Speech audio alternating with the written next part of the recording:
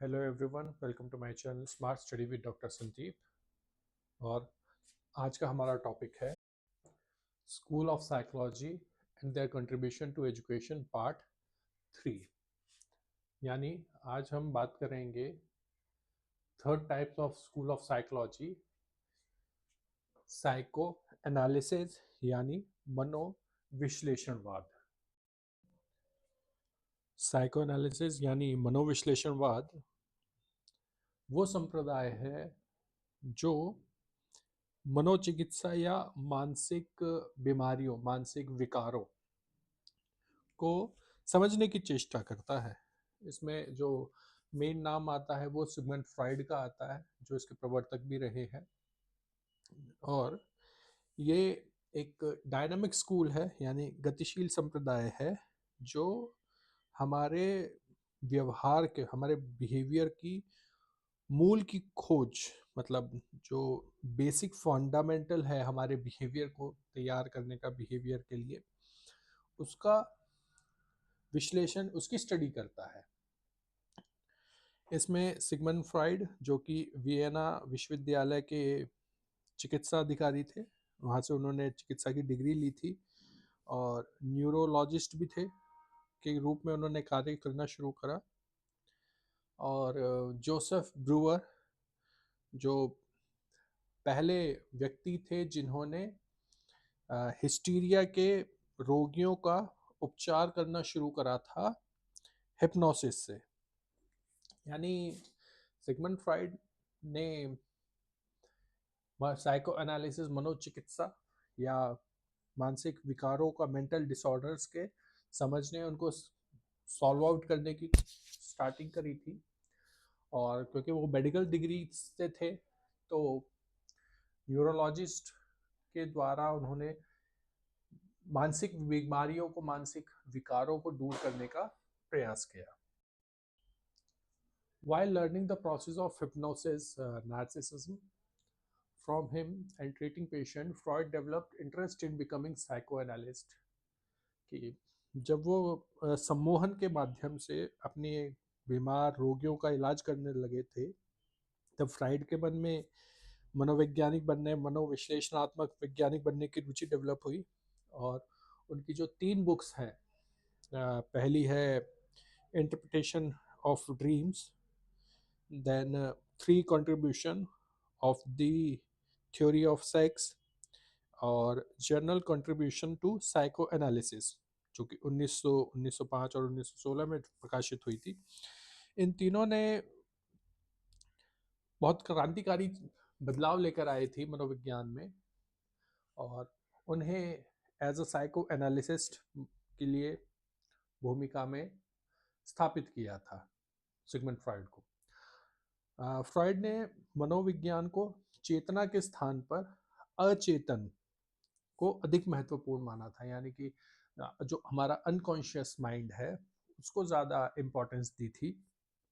उन्होंने माना कि जैसे एक आइसबर्ग होता है ना, कि हिमशैल होता है जिसका केवल 1% भाग ऊपर दिखाई देता है, पानी से ऊपर, और उसका 90% भाग पानी के नीचे रहता है।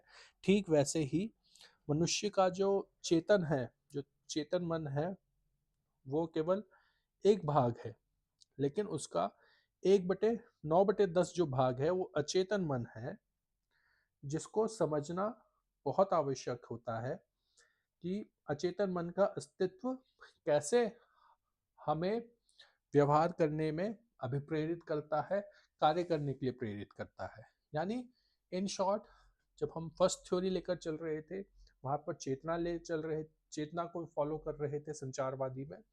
यहाँ पर अचेतन मन को भी उन्होंने इम्पोर्टेंस दी है, कि व्यक्ति का जो अचेतन माइंड है, अचेतन मन है, वो कैसे कार्य करता है, वो खुल के चेतना की तरह सामने नहीं आ पाता। तो उन्होंने कुछ रिफ्लेक्शंस बताए हैं कि जहाँ पर हमारा ये जो अचेतन मन है वो शो होता है, जैसे है स्वप्न, ड्रीम्स। कि फ्रॉइड मानते हैं कि हमारी जो दबी हुई इच्छाएं हैं, जो पूरी नहीं हो पा रही थी, वो कहीं ना कहीं अचेतन मन में चली जाती हैं, और इन्हें पूरा करने जब संभव नहीं हो पाता, तो उसकी जो दबी हुई इच्छाएं हैं हमारे स्वप्न के माध्यम से सामने आती हैं।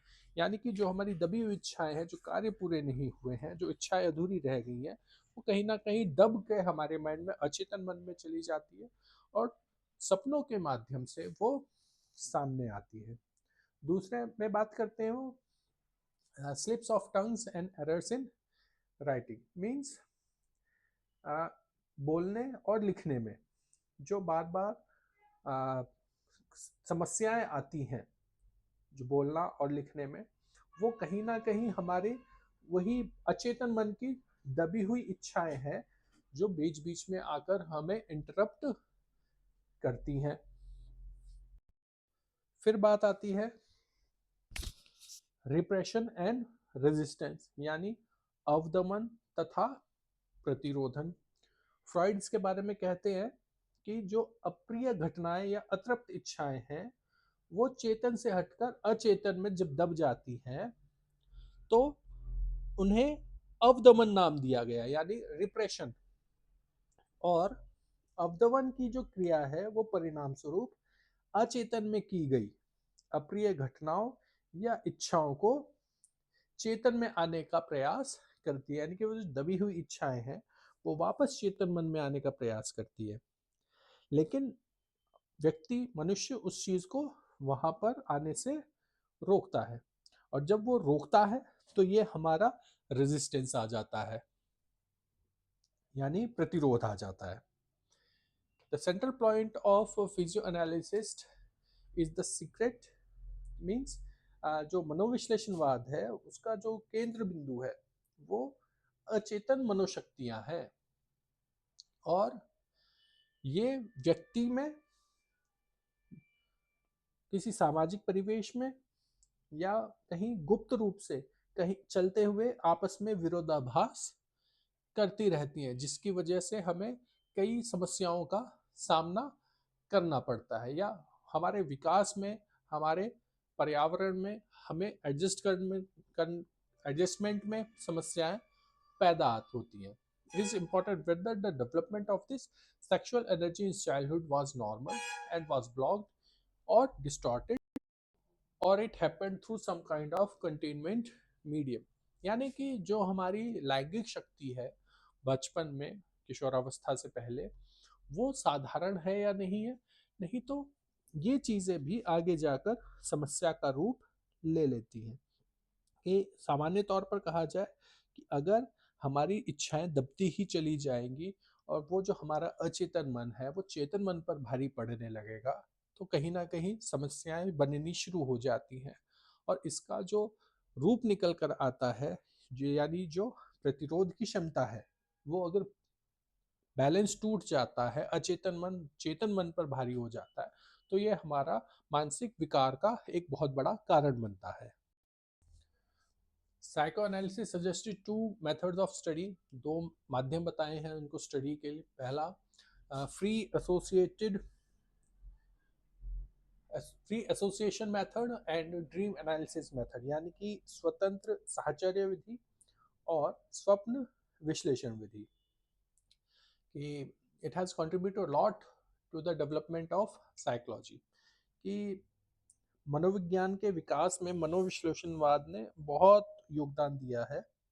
फ्रॉइड ने ऐसी बहुत सी अवधारणाएं बताई हैं जो अचेतन प्रेरणा को सामान्य या असामान्य मानसिक क्रियाओं में सहसंबंध के लिए उस पर असर डालती हैं, उसके प्रतिरोध पर असर डालती हैं। The role of sex affect the childhood mental trauma and adult behaviour, anti parental anti maternal complexes. कि अगर किसी बच्चे के साथ कम एज में कोई लिंगीय भेदभाव हुआ है या कोई समस्या रही है, तो उसका असर उसके आने वाले व्यवहार में दिखाई देता है, किशोरावस्था या प्रौढ़ावस्था में दिखाई देता है। Contradiction and senses and life instinct and death instinct etc. have been added to subject matter of psychology. कि मनोविज्ञान में हमारे लाइफ इंस्टिंक्ट या डेथ इंस्टिंक्ट जैसे टॉपिक्स भी ऐड किए जाने चाहिए, इन पर भी स्टडी होनी चाहिए. Thus, we see that studying personality, Freud gave importance to both the inner energy and the individual and the social circumstances. जब हम और डीपली देखते हैं फ्रॉइड की साइकोलॉजी को या अ, तो ये चीज़ निकल कर आती है कि हाँ, कि उन्होंने इंटरनल एनर्जी जो हमारी आंतरिक ऊर्जा है व्यक्ति की, और उसका जो सोशल सर्कमस्टेंस है, उसका जो सोसाइटी है, एनवायरनमेंट है, उन दोनों पर ही महत्वपूर्ण ध्यान रखा गया है, दोनों का ही महत्वपूर्ण स्थान है. यानी जो मनोविश्लेषणवाद है वो व्यक्ति व्यक्तित्व और उसके विभिन्न पहलुओं को भी स्टडी के लिए तैयार करती है, कि उन सब चीज़ों पर, कि अचेतन मन पर भी फोकस किया गया है, उसके व्यक्तित्व पर भी फोकस किया गया है. इन सभी बातों को ध्यान में रखते हुए मनोविज्ञान में आगे तैयारी की जानी चाहिए. Then contribution of physio analysis to education, कि मनोविश्लेषणवाद का शिक्षा में क्या योगदान है. तो फ्रॉइड ने पहले 5 सालों के जो पहले 5 साल हैं वो बड़े क्रूशियल बताए हैं उसकी पर्सनालिटी को डेवलप होने के लिए. और जब बच्चा किशोरावस्था की या प्रौढ़ावस्था के लिए तैयार हो रहा है, तो ये जो पहले 5 साल हैं वो, क्योंकि पहले 5 साल अपने परिवार, अपने माता पिता के साथ जुड़ा हुआ है, प्राइमरी एजुकेशन ले रहा है, तो उन टीचरों से जुड़ा हुआ है.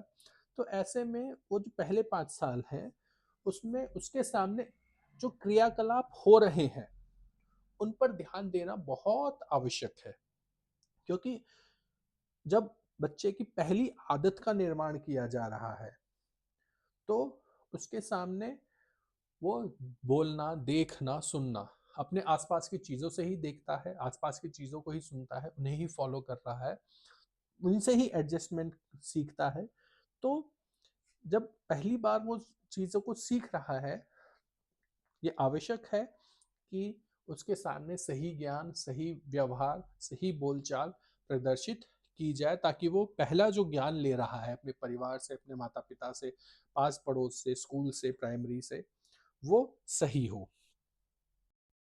फिर बात आती है अनकॉन्शियस मोटिवेशंस, यानी कि जो अचेतन अभिप्रेरणाएं हैं वो उसके व्यवहार को समझने में सहायक सिद्ध होती है. कि जो देखा गया है कि बिना किसी कारण के कुछ चीज़ें बड़ी अटपटी लगती हैं ऊपर से देखने में, लेकिन जब हम उस बिहेवियर को बच्चे का वो बिहेवियर क्यों हुआ है उसके पीछे के कारणों का पता लगाते हैं, तो ये चीज़ निकल कर आती है कि बच्चे के अतृप्त इच्छाएं हैं या अचेतन मन की जो इच्छाएं हैं वो सामने निकल कर आ जा रही हैं.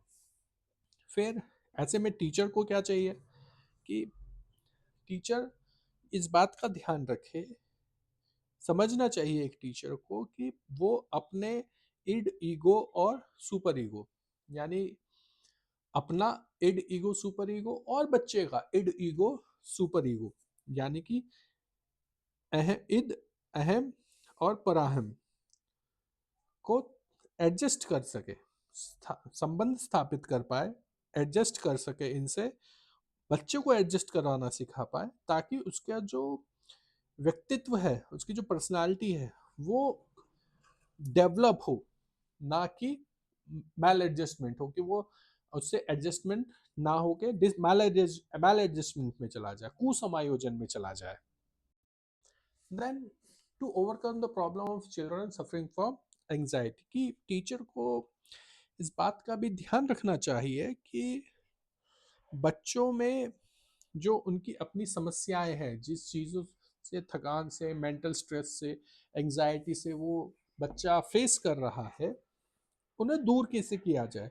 इसके लिए डिफेंस मैकेनिज्म की जानकारी होती है, कि स्टूडेंट्स को डिफेंस मैकेनिज्म की जानकारी दे, उनकी प्रैक्टिस कराए कि कैसे एंजाइटी को, टेंशन को, मेंटल कॉन्फ्लिक्ट्स को संभाला जा सके, बचाया जा सके, दूर किया जा सके। फिर बात आती है, with the help of psycho structure many problems like school phobia of children can be solve. कि जो मनोरचनाएं हैं तो उसकी सहायता से जो फोबियाज हैं, जैसे स्कूल फोबिया के बारे में बात की गई है, या दूसरे भी जो फोबियाज हैं, उन्हें साइको स्ट्रक्चर के माध्यम से, यानी मनोरचनाओं के माध्यम से कैसे दूर किया जा सकता है। उन्हें कहानी सुनाई जा सकती है, उन्हें प्ले दिखाया जा सकता है, इस तरह की कई चीज़ें हैं। Then psycho analysis method of curing mental disorder through hypnosis narcissism. कि मनोविश्लेषणवाद ने मनोविज्ञान और शिक्षा के क्षेत्र में सम्मोहन नार्सिसिज्म का उपयोग करके जो मनोरोगी हैं उनकी अचेतन मन की जो दबी हुई इच्छाएं हैं उनका सॉल्यूशन निकाला है, उनकी समस्याओं का समाधान किया है, और ऐसे रोगियों का उपचार किया है जो हिस्टीरिया से ग्रसित है। यानी कि बच्चे के एजुकेशन साइकोलॉजी में भी अगर इस प्रकार की कोई समस्याएं बच्चे की डेवलप हो रही है तो साइको एनालिसिस मेथड्स के थ्रू हम उस बच्चे की ऐसी समस्याओं का निवारण कर सकते हैं। इस वीडियो में इतना ही, मिलते हैं अगली वीडियो में, तब तक के लिए धन्यवाद।